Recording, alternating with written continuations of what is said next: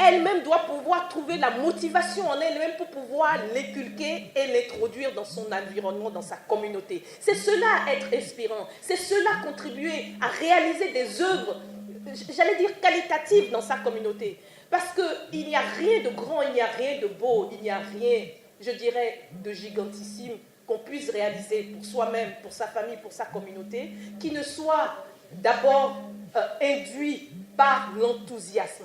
L'enthousiasme, c'est ça qui fait de nous ce que nous sommes. Et Oprah Winfrey disait, you become what you believe. You become what you believe. Vous devenez ce que vous croyez. Vous devenez ce que vous pensez être. Quel que soit ce qu'on dira de vous, quel que soit ce qu'on pensera de vous, vous serez ce que vous avez pensé être. Vous serez qui vous pensez être. On a beau vous traiter de tous les noms d'oiseaux. Vous vous lèverez le matin, vous vous regarderez toute belle, ravissante, vous leur en mettrez plein la vue. Et chaque fois qu'ils vous verront, ils se diront, mais comment elle fait cette dame? Chaque fois qu'ils vous verront, ils se diront, mon Dieu, je fais tout, je raconte tout d'elle, je dis qu'elle est tout. Mais quand je la vois, elle me plaît. Parce qu'en général, les gens ne jettent la pierre qu'à ceux qui, en vérité, sont ce qu'ils pensent être, mais ne peuvent pas être. C'est de ça qu'il s'agit. Et donc, en vérité, ce que je voudrais partager avec les femmes africaines, c'est d'être ce qu'elles pensent être. C'est d'être ce qu'elles pensent vouloir être. Et c'est de ne pas être ce que les gens pensent qu'elles sont. Parce qu'à vouloir être ce que les gens pensent que vous êtes, vous allez vous morfondre.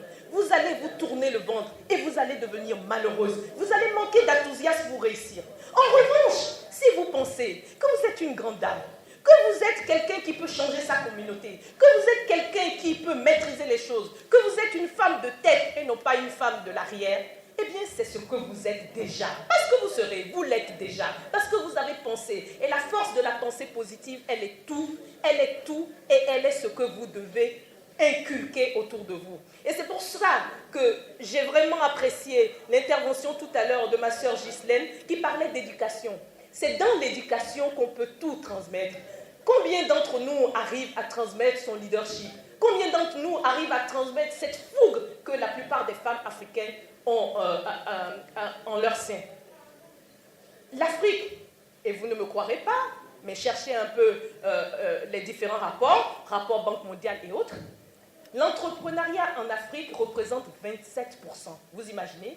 Et c'est le chiffre le plus élevé dans le monde entier. Ça veut dire quoi? Ça veut dire que les femmes africaines ont un potentiel qu'elles peuvent encore davantage développer. Je le vois comme une opportunité qu'on peut davantage développer. Ça veut dire que nous avons déjà cette possibilité. Nous avons déjà cette opportunité. Nous avons déjà cette foi en nous. À la limite, je dirais, nous avons ces gènes en nous.